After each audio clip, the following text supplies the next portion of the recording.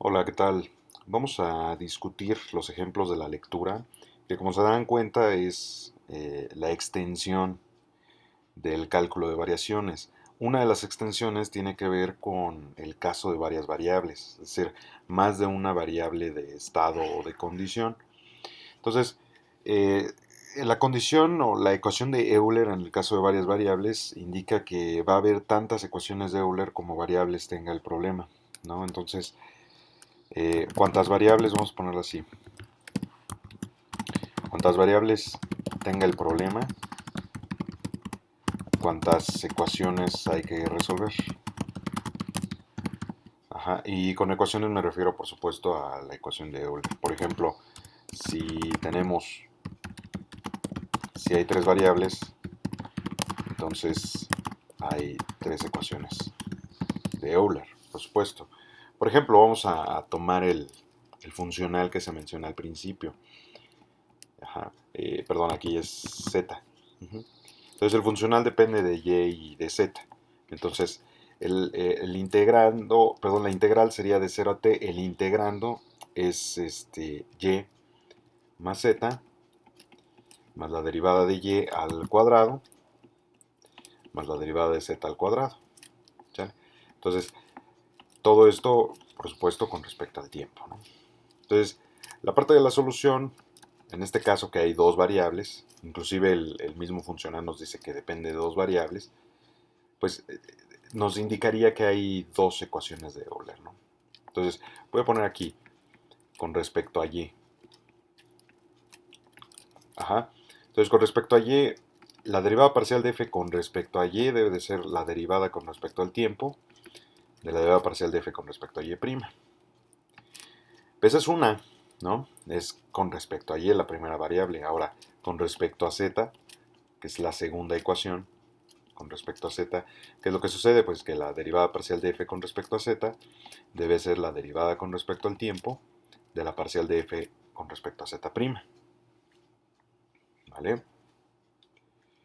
Entonces hay que proceder al cálculo, ¿no? De las derivadas, al resolver las ecuaciones, y bueno, yo les dejo como ejercicio que ustedes comprueben lo siguiente, ¿no? O sea que y asterisco, en el primer caso, ¿vale? Este, déjame, déjame checarlo, sí,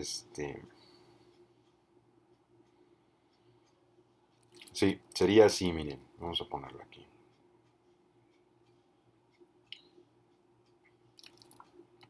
Un cuarto de t al cuadrado, ajá, más c sub 1 por t, más c sub 2.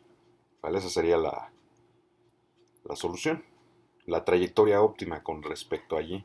Pero en este caso, fíjense, también, como el funcional tiene dos variables, entonces son dos trayectorias óptimas las que vamos a encontrar, una trayectoria óptima para y otra trayectoria óptima para z. Bueno, en el caso de la z, también les dejo como ejercicio comprobar que z asterisco, vamos a poner aquí, z asterisco, pues es un cuarto de t al cuadrado, más c sub 3 de t, más c sub 4. Si se dan cuenta, estoy poniendo otros subíndices a las constantes porque no son las mismas que las de y. ¿Vale? Aunque las funciones son las mismas o tienen la misma apariencia, no pueden ser la misma función o en principio no pueden ser la misma función porque tienen diferentes condiciones o tendrían diferentes condiciones. En este caso únicamente nos están pidiendo las trayectorias, entonces esta es la solución del problema. ¿Vale? No nos están pidiendo algo más. ¿Vale? Entonces, bueno, hasta ahí llega esa parte y bueno, vamos a discutir el siguiente ejemplo, que es otra de las extensiones del cálculo de variaciones. Ahora, considerando, eh, vamos a colocarlo por acá, considerando que el funcional objetivo contiene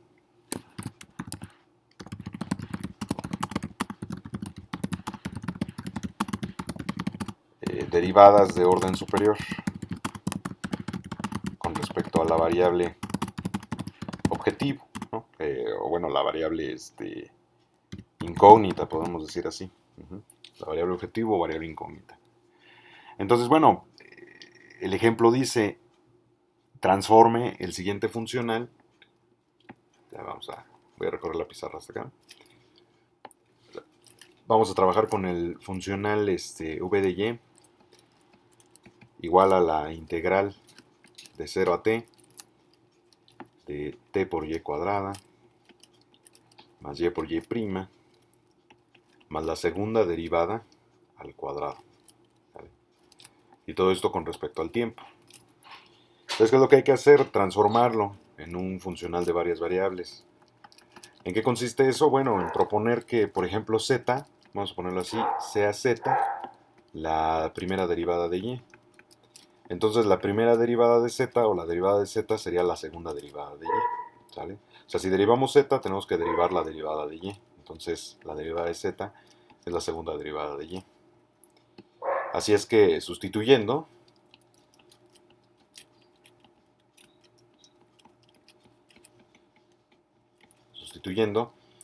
bueno, tendríamos que v, el funcional, ya no dependería solamente de y, sino que ahora dependería de y de z. Tomando en cuenta que z es la derivada, ¿no? O que es y'. Entonces, la integral va de 0 a t, de t multiplicada por y cuadrada, más y multiplicada por z, por y', pero y' ya sabemos que es z. Ajá, entonces ahí es donde cambia la perspectiva, ¿sí? Y en lugar de poner la segunda derivada de y, ponemos z' al cuadrado, o sea, la derivada de z al cuadrado con respecto al tiempo. ¿Vale? Y entonces ya quedó transformada, pero además debemos de considerar las condiciones iniciales. Por ejemplo, lo que nos está diciendo como condiciones es que y evaluada en 0 es igual con a, que y evaluada en t es igual con z, que y' evaluada en 0 es alfa, alfa, y que y' evaluada en t es igual a beta. Entonces, si se dan cuenta, las condiciones solamente cambian en el siguiente sentido. Para y son las mismas. Para y son las mismas. O sea, queda y evaluada en 0 igual con a, y evaluada en t igual con z. Pero para la segunda condición con respecto a y' ya no es y', sino z. ¿No? O sea, el cambio que realizamos aquí pues tiene que ver reflejado también en las condiciones de frontera. Entonces, z evaluada en 0, que sería lo mismo que y' evaluada en 0, pues es igual con alfa. Y z evaluada en t, que sería lo mismo que y' evaluada en t, es igual con beta. ¿Vale? Y de esa manera hemos cambiado las condiciones del problema, o transformamos el problema original en un problema de dos variables. Ahora, todo problema que tiene derivadas de orden superior se puede transformar en un problema de varias variables. Y el problema de varias variables lo resolveríamos como en el ejemplo de hace rato, ¿no? En este caso hay dos variables, entonces tendríamos dos ecuaciones de Euler. Ajá. En una de ellas, bueno, la primera ecuación de Euler, pues tenemos que decir cuánto vale la y o cómo queda la y con respecto a la ecuación de Euler, y en la segunda tenemos que decir cómo queda la z con respecto a la ecuación de Euler, ¿no? Entonces, bueno, por ejemplo, aquí si empezamos a plantear el proceso de solución, pues con respecto a la variable y, tendríamos que la derivada parcial de f con respecto a y es la derivada con respecto al tiempo de la derivada parcial de f con respecto a y'. Y por el otro lado, que la derivada parcial con respecto a z es igual a la derivada con respecto al tiempo de la derivada parcial de f con respecto a z'. ¿Vale? Entonces, bueno, después de hacer los cálculos, o sea, todavía no llegando a la solución, sino nada más haciendo los cálculos, sustituyendo, tendríamos lo siguiente. Por ejemplo, la derivada parcial de f con respecto a y es 2 veces t por y. Y del lado derecho, la derivada con respecto al tiempo de f y', pues se dan cuenta da 0 porque ya no aparece la y' dentro de la ecuación, ¿no? Al menos explícitamente, ahora sería la derivada sería z, ¿no? Pero z no está expuesta directamente, ¿me explico? Así es que fíjense, cuando calculemos la derivada de f con respecto a z, tendríamos que y es igual a la derivada con respecto al tiempo de la derivada parcial de f con respecto a z. La derivada de f con respecto a z', perdón, con respecto a z' sería 2z', o sea que aquí tendríamos 2z b', o sea, la segunda derivada de z'. ¿Vale? En principio vamos a considerar que t es diferente de 0, entonces nos estaría diciendo aquí que y es igual con 0. Aquí, y es igual con 0. Ajá. Porque 2t por y igual con 0, pues quiere decir que alguna de esas variables es igual con 0, pero en principio consideramos que t es diferente de 0 porque está entre 0 y t. Ajá. Es mayor que 0, finalmente, ¿no? Entonces no puede ser 0 y por lo tanto la única variable que puede ser 0 es la y. Entonces sustituyéndola acá, tendríamos que la segunda derivada de z es igual con 0. Esa sería una condición. Entonces, al resolver esa ecuación diferencial, pues lo que obtendríamos es una recta, ¿sí? O sea que z asterisco sería c1 por t más c sub 2. ¿Sí? Esa sería la trayectoria óptima. Perdón por el relajo. Y lo mismo para igual con 0 sería la trayectoria óptima. Pero ahora lo que habría que verificar es si cumplen estas condiciones. A y z no están dadas, ¿no? Entonces aquí podríamos describir cómo tienen que ser A y cómo tienen que ser Z. También de este lado no están dadas alfa y beta, tendríamos que decir cómo serían alfa y beta, ¿no? Entonces, bueno, así quedaría el problema en este caso. Y bueno, en el último caso o el último ejemplo, lo que hay que hacer es un cambio de perspectiva, es decir, transformar la ecuación de Euler a una condición que se llama la ecuación de Euler-Poisson, ¿sale? Y en ese caso, pues nada más se trata de escribir la condición de primer orden. La condición de primer orden es precisamente la ecuación de Euler. Entonces, en el último ejemplo, voy a ponerlo aquí, la condición de primer orden es la ecuación de Euler-Poisson. Por supuesto, aplicada al problema que estemos trabajando, ¿no? Primero hay que observar cuál es la derivada de mayor orden dentro del funcional, ¿vale? Por ejemplo, aquí tenemos v de y igual a la integral de 0 a t de t por y cuadrada más y por y prima más y prima al cuadrado. ¿Se dan cuenta? Es el mismo ejemplo de hace rato, ¿vale? Pero con una perspectiva diferente. La derivada de mayor orden o de mayor grado es 2. Ajá. La derivada de mayor grado es 2 dentro del funcional y eso lo vemos precisamente aquí, ¿no? O sea, la segunda derivada pues quiere decir que es grado 2, ¿no?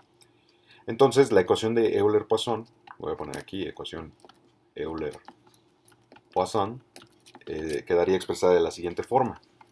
F de y, bueno, la derivada parcial de f con respecto a y, menos la derivada con respecto al tiempo de f y prima, más la segunda derivada con respecto al tiempo de la derivada parcial de f con respecto a y prima.